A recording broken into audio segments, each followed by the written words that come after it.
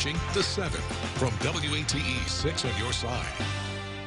Good evening and welcome. I'm Bo Williams and welcome to The 7. Let's get a look at the big 7 stories right now. And topping the list for us tonight is the weather. It's been a rainy few days and we're not done, at least not done just yet. Right now in Knoxville, we have some sunshine, but things could be changing. Here's a look at the radar as Chief Meteorologist Ken Weathers joins us now from the Storm Center. Yeah, Bo, we had that morning rain like yesterday. We had some sunshine in the afternoon like yesterday, but the atmosphere quite unstable still. We have a level 1 out of 5 risk for severe storms still as we go through the evening hour. So everybody still has that possibility. We just took a look at the radar. We've got scattered storms that are making their way into Cumberland County right now. These are not severe, but boy, there's going to be a lot of rainfall with these. Also some isolated lightning strikes. Look at this, 110 lightning strikes within this field of view in the past 15 minutes. So that's a quite active cluster of storms that's heading in our direction. As we put this into motion from the past hour, you can see how they've been building and sliding eastward, and that will be the case as we go over the next couple of hours. So really anything between now and just past sunset, say 9 or 10 o'clock, there could be a few strong to severe storms. After that, the cold front itself coming through, just producing some thunder showers before rain really starts to taper off as we head into early tomorrow morning. And then tomorrow afternoon, going to be gorgeous. Similar temperatures to today, but a lot less humid. Don't get used to that, though. I'll tell you when the heat and humidity returns across the area, and it's soon, Bo. That's coming up in just a few minutes. All right, we have been warned. All right, Ken, thank you very much. Next now on the Big 7, a Knoxville police officer who was reportedly behind the wheel during a deadly crash back in August has now resigned from the police department. KPD tells us Cody Klingman turned in his resignation amid an ongoing internal affairs unit investigation. You may remember that Officer Klingman hit another car while he was responding to a burglary. That crash left 27-year-old Mauricio Luna dead. And while he has resigned, the Internal Affairs Unit investigation has not yet been closed, according to KPD. Klingman wrote in his resignation letter that he is, quote, leaving to pursue other opportunities that have become available, end quote. The Luna family attorney, T. Scott Jones, says they are ready to take Klingman and the city of Knoxville to court. Their lawsuit claims Klingman was driving up to 90 miles an hour down Kingston Pike without using his emergency lights when he hit Luna's car, killing him. The lawsuit also states that the city of Knoxville was negligent in entrusting the vehicle to Klingman, saying both the former officer and the city are responsible for Luna's death. They are not a family that is looking for malice or revenge. They are a family that is concerned that these officers need to be held accountable when they do such things that clearly endanger the public. Jones says he hopes to have this case concluded by the end of the year. We have reached out to the city of Knoxville for a response. A spokesperson telling us the city's policy is to not publicly comment on pending litigation. Next on our list, Knoxville police are investigating after a man's body was found in the woods in West Knoxville. We're told this happened yesterday near the intersection of Kingston Pike and Mabry Hood. The witness who reported the finding to police says he saw the man panhandling 2 days before in the same area. At the time the report was submitted, officers were not able to identify the man.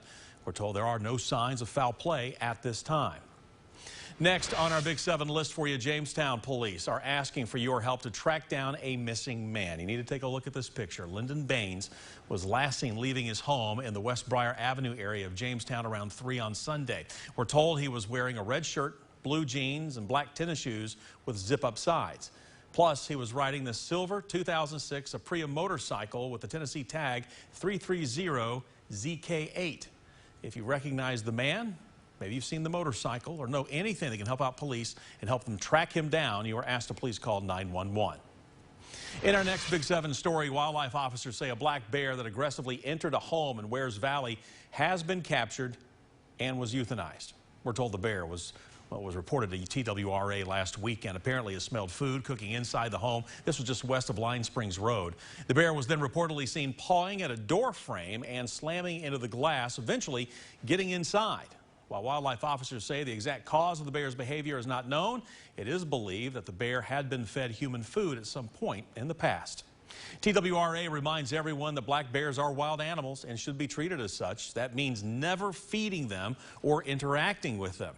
Wildlife experts warn once they are fed for the first time, well, we're told bears will continue coming back for more and will become aggressive about it.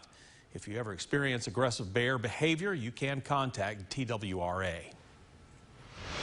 Next on the Big 7, during its weekly update, the Knox County Health Department reported 9 new deaths from COVID.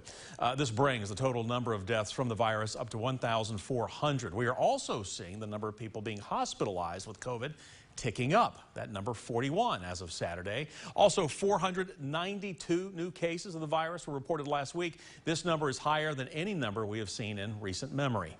Moderna is announcing the results of its updated vaccine they claim could be a major game changer in the fight against the virus. The pharmaceutical company says the next generation vaccine is much more effective against the Omicron variant than its original vaccine and will likely produce more antibodies several months down the line.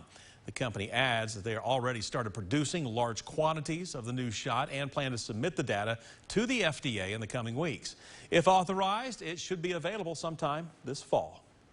Rounding out the Big 7 for us tonight in just 2 days, the Tennessee baseball team hosting an NCAA Super Regional Series for the second year in a row. And just like last year, if you're not able to secure tickets to the coveted series, UT has got you covered. Listen to this. Their block party will have a big screen game broadcast, Tennessee Spirit Squads, food trucks, Vol Shop merch, and a whole lot more.